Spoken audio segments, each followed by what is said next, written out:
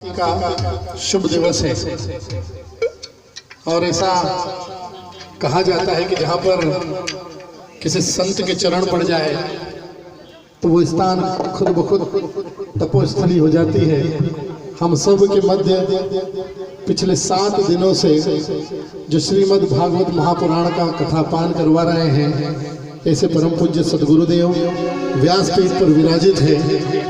परम पूज्य दधीच जी महाराज, परम पूज्य गुरु जी के लिए जरा जोरदार ताली बजाकर हम उनका अभिनंदन करें। 7 दिवस की कथा की पूर्णाहुति और उनके नाम में ही इतना प्रताप है।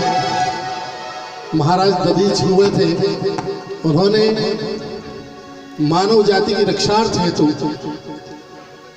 अपने शरीर की एक एक हड्डी का दान दिया था। राक्षसों का और देव और दानवों का जब युद्ध हुआ तो देव उसमें परास्त खाने लगे।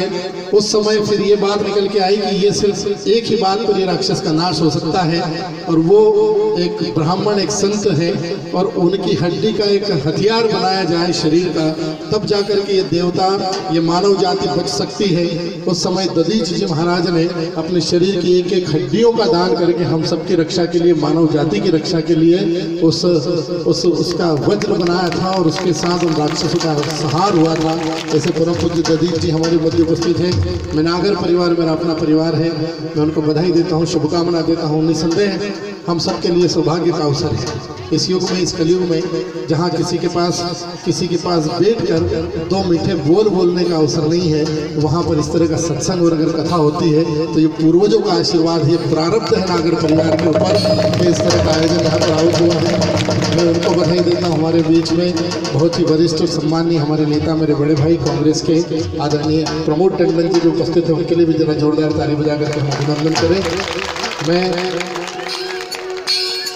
आप सब माताओं बहनों को भी बधाई देता हूँ, यहाँ जितने लोग कथा का श्रवण कर रहे हैं। बहुत बड़ी बात है, ये ईर्ष्या का दौर है, ये युग है, ये इसके बाद कुछ नहीं है, अंत है बस।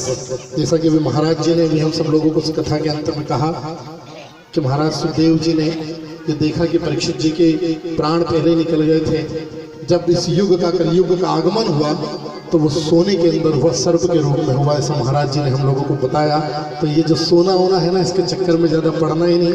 अपने को अगर किसी के चक्कर में पड़ना तो जितना समय मिल जाए उतना समय सत्संग करना, भजन करना और ऐसे सदगुरुदेव भगवान की वाणी को सुनना। आप सबका प्रारब्ध है, माता पिता की